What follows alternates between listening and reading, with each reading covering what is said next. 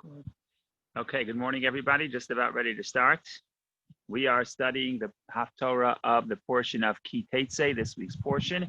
It happens to be the fifth Haftorah in the series of 7 Haftorahs of comfort that follow the ninth of Av, when we commemorate the destruction of the temple and continue all the way to the new year, to Rosh Hashanah. So we are week number 5 in the series of the Haftorahs, and every Haftorah, even though they have the same theme of comfort, but every Haftorah has to advance the idea of comfort and the theme of comfort, and we have to figure out what Isaiah brings to the table today that he has not offered previously. All 7 of the Haftorahs are indeed from the book of Isaiah. It also, the good news, if you want the good news it is that it's a very short Haftorah. It's almost the shortest Haftorah of the year. It's only 10 verses. So that's exciting. That means we could, that means it won't take us all afternoon. No. So that's the joke. You're supposed to start the class with the joke. That's the joke. But it is almost the shortest Haftorah. And we want to figure out what are the new things, what are the big themes, and then we want to delve into the details, as is our custom. So what does Isaiah add in this Haftorah? What are the new themes that we have not yet read before? So the opening phrase of the Haftorah, Isaiah chapter 54, verse 1, Rani Akara, sing you barren woman who has not borne, burst out into song and jubilant, you who have not experienced birth pangs, for the children of the desolate one are more than the children of the married woman, says the Lord. So what is happening in this verse? Here Isaiah is comparing Jerusalem to a barren woman, to a woman who has not had children. And paradoxically, the verse says, why should the barren one, Jerusalem, rejoice? Because the barren one is going to have more children has more children than the married one. Who's the married one? The married one is Rome, and I guess Western civilization, which is the spiritual descendant of Rome. In other words, once the temple is destroyed, it seems like the husband of the Jewish people, the husband of Zion, God, seems like God has abandoned Jerusalem and found another wife, found another culture to be with and to make successful. So it seems like that Rome and its spiritual descendants are the barren woman, are the married woman, and Jerusalem is the barren woman. So Isaiah tells the barren woman, which is Jerusalem, Rani. Rani is one of the expressions of joy in Hebrew. This Sahali, another expression. There are 10 expressions of joy in Hebrew. This verse evokes 2 of them. So why should the barren woman rejoice? Because there'll be many children. The barren one will have more children than the married one. And that's the next verse. The next verse continues, Harchivi makom halech, widen the place of your tent. A barren woman alone doesn't need a large tent. But Isaiah tells the barren woman, you have to get a broader tent because you're not going to be able to fit all your children who are coming. So we have this problem here. On one hand, she is barren. On one hand, she has children. So we'll deal with that in a moment. But let's first think about what is the metaphor, what is the image that Isaiah is presenting here. We had other images before. We had a woman who thought she was divorced. We had a woman who was impoverished, Aniyah, who was poor. All of a sudden here we have a new image. This is the image of Akara, a barren woman. So what's the barren woman metaphor? So there is 2 types of suffering. A person can suffer in the present, and a person can feel like they're going through a difficulty. But that is tolerable as long as the person has hope. If the person believes that what they're going through is just a stage, and eventually they'll be able to grow out of their difficult circumstance, and eventually be able to reach a state of comfort, a state of healing, then even though the present is very difficult, but a person could bear the difficulty of the present in light of the fact that the person has hope for the future. And that's how people in general get through difficult times. If there's a difficult time today, I say, well, it's not going to last forever. Tomorrow may be better. We'll overcome it. And that is a very comforting thought. The problem with the barren woman, amongst other problems, is that for a barren woman does not see hope. In other words, the child represents the fact that a person has a legacy, and the legacy will continue, and there's a future. So if you say Zion has children, that means Zion has a future. If you say Zion feels like a barren woman, that means that Zion feels like it has no future. And sometimes the greatest pain is not determined by whether or not how difficult my circumstance is right now. The greatest pain is that if I believe that my circumstance right now will continue and it won't improve and I am devoid of any hope. So that's the metaphor of a barren woman. The idea that there is no hope and that inability to sense a sense of optimism for the future, that actually affects the present negatively, right? So whether or not I'm going to have I have hope for the future actually changes how I see my present state. So this is an interesting psychological concept. Our mood or our disposition is not so much determined by what our present situation is, right? In the present situation, I could be working very hard. I could be staying up and late. I could be suffering. But if I know that I am something good is going to come out of it, then at least I have what to hope for. I can't talk from firsthand because I'm a man, not a woman. But one of the things that we're going to talk about in this Haftorah is the concept, I think we mentioned, Sahali lo chala. It says, you who have not experienced birth pangs. So we'll talk about that in a minute. What does it mean that we didn't experience birth pangs? But the idea of birth pangs, the pain of child labor, is an example. I can't speak in firsthand, like I said. But the idea of pain that leads to hope. The woman experiences pain, but the pain is seen as birth. There are verses in the prophets where they bring a metaphor of a woman coming to labor and experiencing labor, and yet the birth doesn't come. In other words, that is devastating because the pain exists, but there is no hope for we don't see the child, we don't see how the pain is leading to something positive. So it's very important to understand that the way we view the future is the way it affects our present state. And the akara, the image of a barren woman, is one where the woman does not have a hope for the future, and therefore the present is so devastating. Now, what's the solution? What does the prophet tell Jerusalem? He doesn't say, wait, eventually you'll have a child. Eventually you'll have children. Eventually your circumstance will change. What Isaiah says, just like the negative, the lack of hope for the future actually affects the present negatively, so we need the positive future that Isaiah is envisioning. We need that to affect the present. So that's the next verse. The next verse, verse 2, which we read, widen the place of your tent and let them stretch forth the curtains of your habitations. Do not spare. Lengthen your cords and strengthen your stakes. So the cords and stakes are a metaphor for the tent. If you're going to spread the tent, you have to spread the cords and the stakes of the tent. So what's happening here is Isaiah is saying, even before the redemption, before the women show up, before the children show up, Isaiah is telling Jerusalem, already prepare physically by strengthening your tent.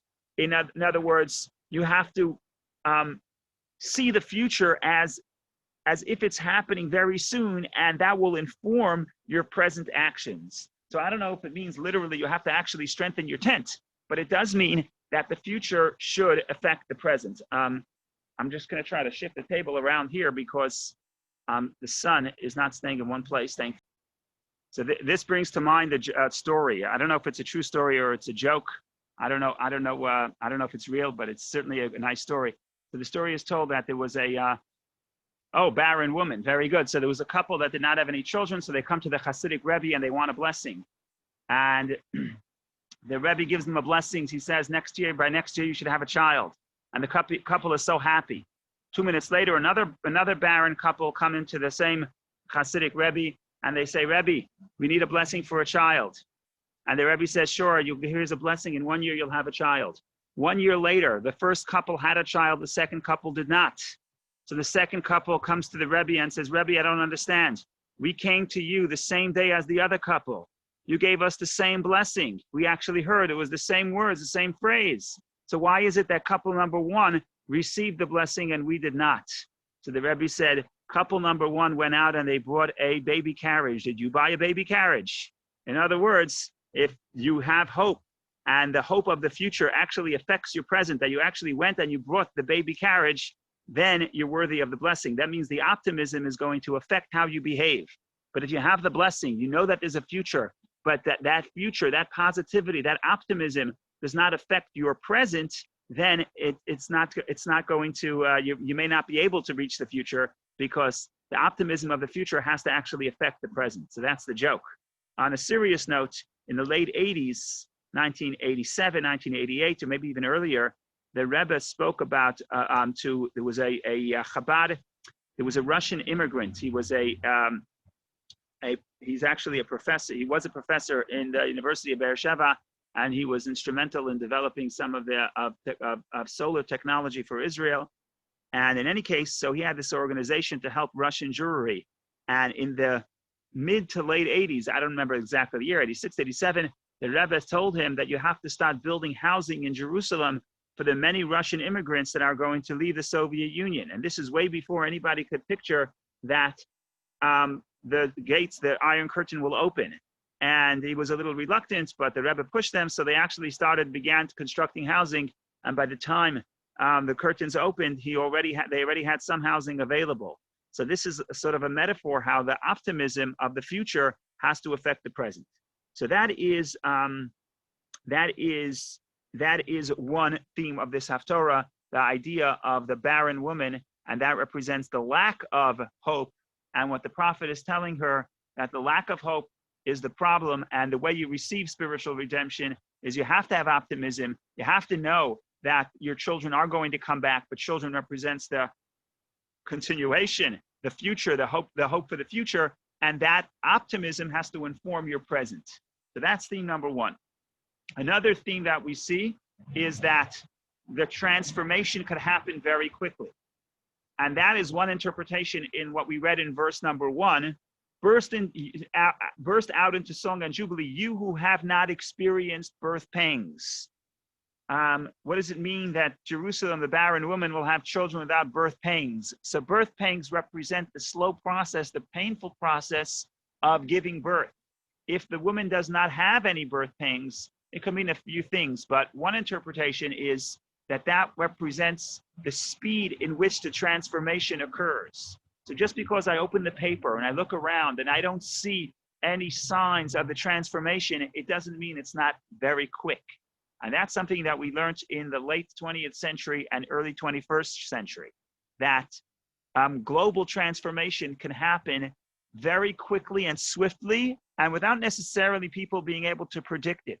So I'm talking, of course, about the fall of the Iron Curtain. I'm also talking about the Arab Spring without getting into whether the Arab Spring was good or bad. I don't want to get political, but the idea that there were powerful regimes that people were afraid of, and all of a sudden, one day, 1 million people walk out into the streets and are no longer afraid. That's a psychological transformation, and that we would expect it to take decades, and yet it can happen very quickly. And that's what the prophet is telling Jerusalem. Not only is there a future, not only should the future inform your attitude in the present, but also understand that this can come about without any birth pangs, which means with tremendous speed. So that's another theme, theme 2. Theme 3, the problem with this notion of quick transformation is that just like the transformation for the positive could occur very quickly, the fear is that there could be a transformation in the negative sense as well. So just because if things could become good very quickly, then just because we come back to Jerusalem and Jerusalem is rebuilt and the children are brought back to Jerusalem, but who's to say that there won't be another debacle, another negative transformation, and once again we'll return to the exile. And here is a fascinating verse that Isaiah introduces. Isaiah says that just like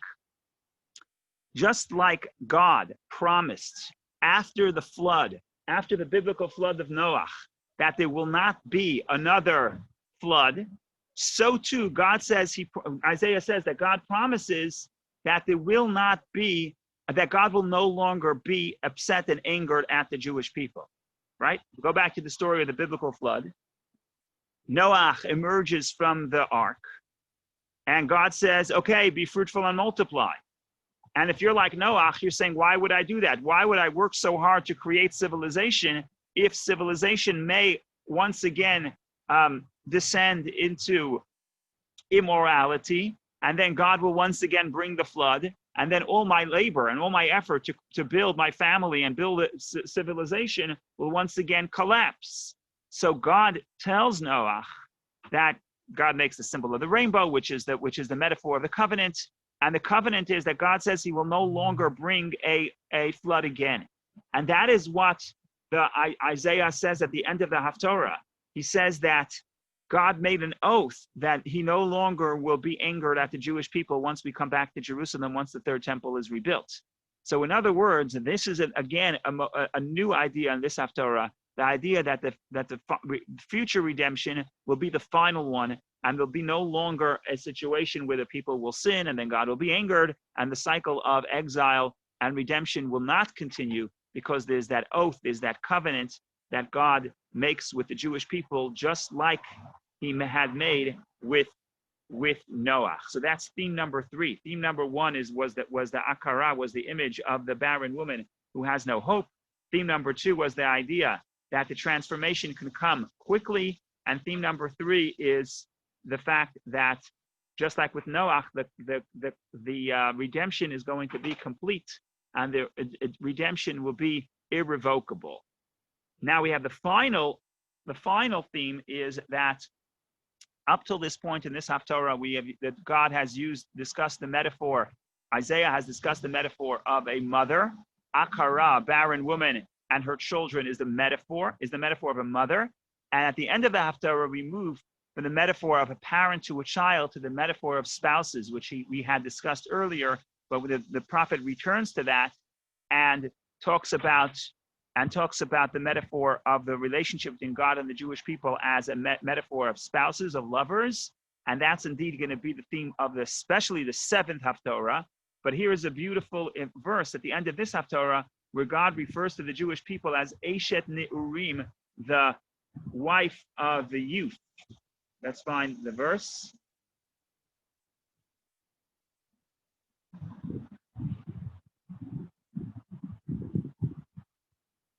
And a wife of one's youth could be rejected, depending how you read the verse. It's a question mark. And the Talmud says that a person has a special affinity to the wife of his youth. And that's what God evokes here with the Jewish people. Okay, so this is the big picture. And now we'll hope to delve into the specific verses. And when we're done, we'll do a little bit of Kabbalah on some of the verses. So that's the roadmap for today. If anybody wants to make any comments or questions, please go ahead. Otherwise, we start going through the specific verses with God's help. Rabbi, Yes. my only comment is there's a thread throughout the Torah of barren women, and they end up being really seminal figures in the history of the Jews, and even all the way down to the Rebbe's wife, right? And it's, so I just wondered if Yeah, that's a fascinating point. That you have the matriarchs. The matriarchs are all or mostly barren women, and the Talmud wants to discuss this. Why is it that everybody else has no trouble giving birth, and the matriarchs of the Jewish people, just to have a child, it's a whole geschäft, like they say in Yiddish. It's a whole big deal, and there are various interpretations offered. But I guess that the story of the patriarchs is really the story of the people. And as a people, not always if you looked around Jewish history and you asked the experts, in many, many scenarios, the experts would say the Jewish people have no future. And have no future is a metaphor for being barren. So I would say that the story of the patriarchs, Nachmanides says this, everybody says this, that the stories of the patriarchs and matriarchs they're really foretelling what's going to happen with the Jewish people. So it's no surprise that the experience of the Jewish people, in fact, this experience of the Jewish people reflects the experience of the matriarchs. So that's an excellent point. Thank you. Okay, so we're back to the verses. We're gonna read through the 10 verses, and then we'll offer commentary as we run through. So here we go. Sing, verse 1. Sing, you barren woman who was not born. Burst out into song and jubilee, you who have not experienced birth pains.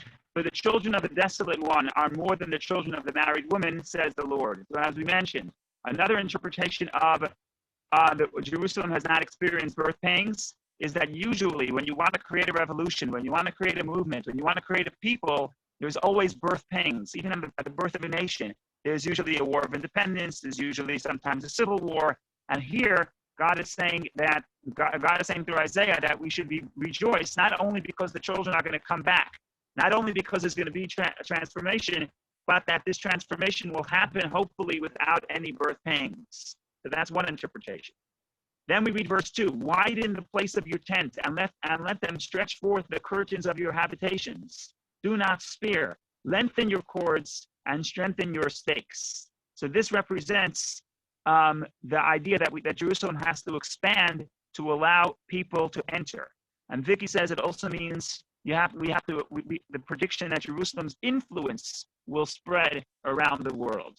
And if the one more interpretation from the Abarbanel says that there are really 3 clauses in this verse. The first clause, widen the place of your tent, and then you have and the second one is let them stretch forth the curtains of your habitations, do not spare. And finally, lengthen your cords and strengthen your stakes. So there are 3 clauses. Says that Abarbanel, each clause refers to something else. The first clause refers to the temple and the temple mountain, that the prophets say that the 3rd temple will actually be larger in size than the 2nd temple. So that's the first idea of expanding the tent. That represents the temple, actually the physical temple will be broadened. And the next clause, which is the curtains of your habitations, that means the cities of Judah themselves will be enlarged. And finally, when the verse says, lengthen your cords and strengthen your stakes, we know that the Jewish people, when they enter the land of Israel with Joshua, did not receive the entire land that was promised to Abraham. They only received the land of 7 nations. Abraham was promised 10 nations. And therefore, what we call Israel today is just from the Jordan River to the Mediterranean Sea. But if you look at the Torah, that God promises Abraham from the Euphrates River all the way to the river of Egypt, which is a much larger area. So the sages say that the last 3 kingdoms we're going to get with the coming of Mashiach. Says that Abarbanel, the 3rd clause of this verse represents the expansion of Israel into the lands of the 3 nations as well, and that's when we get the full promise to Abraham will be fulfilled. So the 3 clauses of the verse represent the expansion of the temple, expansions of the cities of Judea, and finally the expansion of Israel as a whole. Then the verse continues, for right and left should you prevail, and your seed shall inherit nations, and repeople desolate cities. In other words, rebuild the desolate cities. Fear not, for you shall not be ashamed, and be not embarrassed, for you shall not be put to shame. For the shame of your youth you shall forget, and the disgrace of your widowhood you shall no longer remember. In other words, once the temple is rebuilt, once Jerusalem is rebuilt, we'll no longer have shame from the exile. The shame from the exile means we were ashamed that we were abandoned by God, but also the shame of the sins that led to the exile will no longer cause a shame, because the sin will be wiped away completely. Verse number 5: for your master is your maker, and the Lord of hosts is his name. And your Redeemer, the Holy One of Israel, shall be called the God of all the earth. And now we move to the metaphor of a spouse. For like a wife who is deserted and distressed in spirit, has the Lord called you, and a wife of one's youth who was rejected said your God. In other words, even when we're rejected, when it seems that we were rejected, we're still the wife of God's youth. And like the Talmud says, the person has a special affinity to the wife of his youth. Verse 8: with a little wrath that I hide my countenance for a moment from you, and with everlasting kindness will I have compassion on you, said the Redeemer, the Lord. In other words, the entire exile, the last 2,000 years, is just one moment in comparison to the great compassion that God is going to show to us when he brings us back to Israel. And now we have a fascinating verse, number 9. This is the verse I mentioned earlier about the covenant to Noah, that just like after the flood, God made a covenant that he will no longer bring another flood. So too Isaiah is saying, after we return from the exile and rebuild Jerusalem, we will no longer experience another exile. And this is a verse that has tremendous amount of meaning. By the way, this Haftorah is also the Haftorah of the second portion of the Torah, the portion of Noah, because it evokes this verse and it refers to the flood. So this is the only Haftorah of a parsha that we read twice a year. Sometimes it's the Haftorah of Rosh Chodesh, the first of the month, or the Haftorah of the fast day, which we read multiple times in the year. But the only Haftorah for a parsha that we read twice a year is this Haftorah. And we read it in the portion of Noah because of verse number 9. For this is to me as the waters of Noah. As I swore that the waters of Noah shall never again pass over the earth, so have I sworn neither to be wroth with you, nor to rebuke you. In other words, just like God promised there'll be no more waters of Noah, meaning waters of the flood, so too God will never again be angry at the Jewish people after the redemption. So I see that somebody asked the question, Warren, it just came across the screen here, but I think your question is that didn't we experience another exile after the Second Temple? Excellent question. The short answer is, there are different answers to that question. The short answer is that from the perspective of the prophets, the Second Temple was not really the time. We're not talking about the Second Temple, because the Second Temple was not a redemption. How do I know it wasn't redemption? Because most of the Jews never came back to Israel. And even when they came back, even the Jews that came back to Israel did not have true independence, because there was always a superpower who gave them some sort of autonomy. In other words, from the perspective of the prophets, the exile it's one long exile from Babylonia until the future. And there are various proofs to that the second exile, the Second Temple, is not really considered a redemption. It's almost like a mini redemption, or really not a redemption at all, because again, the children have not come back. And that expresses itself in the fact that none of the prophets, or most of the prophecies of the prophets, have not come into fruition in the Second Temple. In fact, the Second Temple, we didn't even have prophecy the way we had in the First Temple. So the Second Temple is seen as a little reprieve from the oppression of the exile, but it's not seen as the future redemption that Isaiah and the other prophets are predicting. That's the short answer. Okay, let's deal with this verse for a minute. There's a lot of interesting things about this verse. First of all, if I asked you to name the waters of the flood, what would you name them? You would name them the waters of the flood. Who's the one person the one righteous person in the generation of the flood is Noah? And yet we have a very strange verse here. Here the verse refers to the waters of the flood, which is destructive, the destructive waters of the flood. The verse refers to it as the waters of Noah. Noah is a righteous person. The waters of the flood are destructive. Why is Noah being blamed to the extent that the waters of the flood are referred to as the waters of Noah? It's a derogatory expression for Noah. Yeah, the waters of the flood, they're the waters of Noah. They're not the waters of Noah, but the waters of the flood. Just like the book of Genesis refers to it, the waters of the flood, not the waters of Noah. Noah is the one righteous person. So this is the source for the Zohar. The Zohar writes, and everybody knows this idea. Everyone knows the critique. Everyone heard of the Zohar, which is the critique of Noah, that Noah did not pray on behalf of his generation. When God came to Abraham and said, Abraham, I want to destroy the wicked city of Sodom, what did Abraham do? All of a sudden he starts praying to God, negotiating. Why would you kill them? Maybe spare the city. Maybe there are certain people who are righteous. Maybe you could spare the entire city on behalf of the righteous. So Abraham is praying for the people of his generation. Moshe prays for the people of his generation. When the people sin with the golden calf, and Moshe doesn't even say, could you forgive the righteous, the sinners on behalf of the righteous? Moshe doesn't care if we all sin. He says, God, you have to forgive. Noah even though he was a great man, and he was able to, and he had the moral backbone not to be influenced by the people of his generation, there's a certain critique of Noach in the verses of Isaiah. We say Noach, the entire flood, the destructive waters of the flood are called the waters of Noach. Why? Because Noach did not pray on behalf of the people of his generation. That's Isaiah's way of critiquing Noach. That's what the Zohar says. It was a little harsh in the sense that the lesson to us is don't be like Noach. It's not enough to be moral oneself, but you also have to influence other people. Okay. I'm going to read one more verse, and then I'm going to revisit verse 9 and 10 according to the Kabbalah. So bear with me if you think verse 9 is a little bit too harsh. We're going to get to that in a minute. Verse 10. Where the mountains shall depart and the hills totter.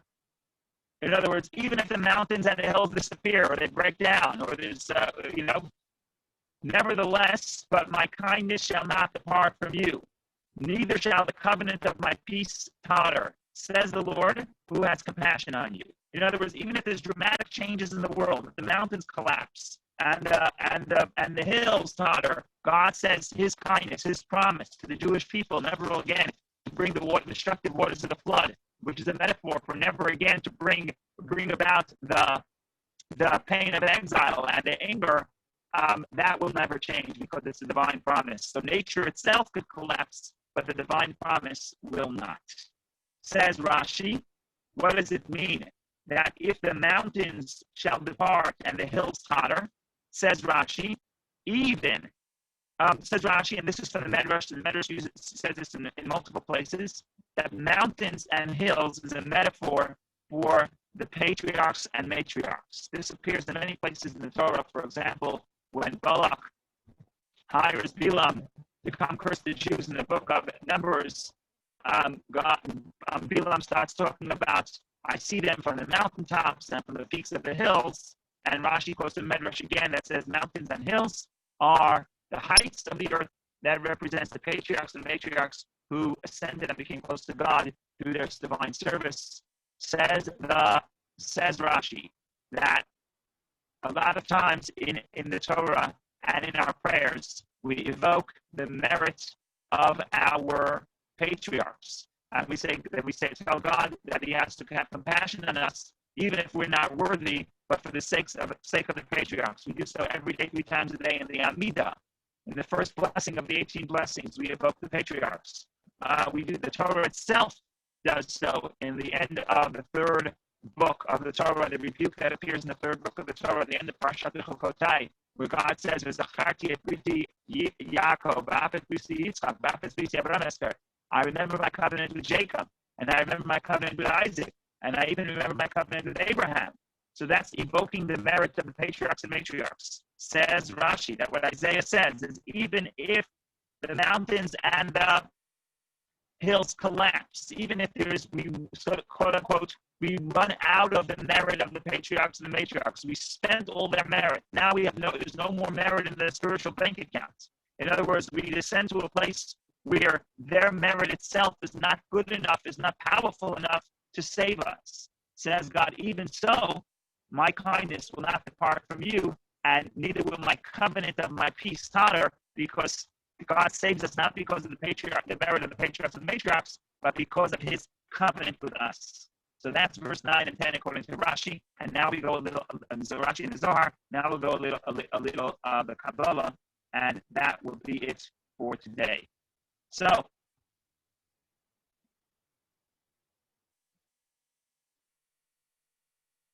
okay, so we have three points according to the Kabbalah to add to this Haftorah. Number 1, the metaphor of the barren woman, which is a big theme in this Haftorah. So according to the Kabbalah, everything has to be read not only collectively and not only nationally as the Jewish people, but all these stories apply specifically to also within every person's soul. In other words, every Jew has within themselves a state of spiritual exile and spiritual redemption. And the state of spiritual exile is represented in the state of a barren woman. What does a barren woman represent in the spiritual service of a Jew? So, a state of a barren woman in the spiritual service represents that a person receives the seed of inspiration, just like the woman will receive the seed from her husband, and in our case, the husband is God. So we have the seed of inspiration, we have the idea, but if the idea cannot give birth to a child, if the idea is not powerful enough to break through and create an emotion, a lasting emotion within the heart, and create lasting transformation within the person, that's the idea of, I have the seed, but I can't transform the seed into a child. I can't make the transformation come real in my life. So in the language of the Kabbalah, I have the intelligence, I have the idea, but the idea that's in my head is too abstract and cannot give birth to emotions. In the Kabbalistic terminology, understanding, wisdom and understanding is father and mother. And why are they called father and mother? Because the intelligence and comprehension and awareness is what creates emotion. What do I love? I love that which my awareness tells me is good, right? So if I have an idea and that idea is unable to produce children, that idea is unable to produce emotion, that is the spiritual state of exile, and that's the barren woman. If I could create that idea actually could create an emotion within myself, a positive emotion, then that spiritual redemption with the barren woman has born children. So that's one idea. Then we talk about the concept of Mei Noach, waters of Noah. We refer to the flood as the waters of Noah, and we say that just like God promised that never again will we bring a flood again, so too in the moment of exile, at redemption, at the final redemption, God says He will no longer no longer be angered at the Jewish people. Okay, but again, the question that the Zohar raised is, why are we referring to Noah, to the waters, the destructive waters of the flood, as the waters of Noah? And if Noah was the righteous person, why are we associating the destruction with the name of the righteous person? And we mentioned, as I said, that the Zohar says that Noah, this is a critique of Noah, because Noah did not seek to influence people of his generation. And that is true, but there's another Kabbalistic interpretation as well, emphasized in the Hasidic literature, and here it goes. Literally, the word Noach means peace and tranquility. To rest is nach, is to bring peace and tranquility. So if you read this verse, it's a strange, if you read this phrase literally, the waters of tranquility, the waters of peace. How is it that you can refer to the destructive waters of the flood as waters of peace and tranquility? Says the Kabbalah, says Hasidic philosophy. There's a deep truth here. While a person is experiencing the difficulty, okay, let's go back to Noah. Noah, the waters of the flood were not just destructive. They were destructive to the people who were wiped away, but they were not just destructive, because they were also waters of peace and tranquility. How so? Because the waters of the flood were actually also purifying waters. In other words, we understand the waters of the flood. If God simply wanted to erase the bad guys, He could have sent a pandemic. He could have found other ways to destroy the bad guys. You don't have to bring a flood and flood the entire earth. So according to the Kabbalah, the flooding of the earth with water, and water as a purifying agent, represents that the earth itself was transformed, and no longer, and therefore the absolute evil has been destroyed, and therefore no longer do we need to destroy absolute evil, because because the earth now post-flood could be transformed to the positive. So in other words, what we're saying is that the waters of the flood are not only waters of destruction, even though they're that too, but they're also waters of tranquility, because they bring about purification to the world. Now, if we apply this, so therefore they're called Mei Noach, waters of peace, waters of tranquility, because the destructive waters of the flood also have an element of purity and peace and purification and tranquility. Now, if we apply this to the idea of the exile, so in exile there's terrible suffering. So we see exile as a destructive time, certainly when there's persecution. Even though there's no physical persecution, there's spiritual persecution. Our values are under attack and being challenged by the raging waters of the cultures around us. So we look at this scenario, we look at exile as something that is destructive. So here Isaiah tells us that's not the way to look at the exile, because eventually, once the redemption comes about, we will discover that those raging waters of both physical and spiritual pain actually are waters of purification. Actually, they will bring us peace. In other words, they will bring us to greater heights that we would have not had without the purifying waters. And this, of course, is a metaphor not just for the exile as a whole, but also within every person. Every person, whenever a person experiences a difficulty, whenever a person experiences a challenge, so naturally we see it as the destructive water of the flood. But what Isaiah is telling us is if you look carefully, and once you're going to be healed from the pain, you will actually find that if you look properly, and hopefully you'll be able to see this, that the difficulty actually brought about a certain spiritual growth, a certain sense of purity, a certain sense of peace. And therefore, every flood is really the flood of Noach, the flood of peace and a flood of tranquility. So this is the story in short of the Haftorah of Teitze. I hope you enjoyed it. I enjoyed this very much. And I wish you a wonderful day and a peaceful day. And if anybody has any questions or comments, you can share. Otherwise, we'll see each other in good health, God willing.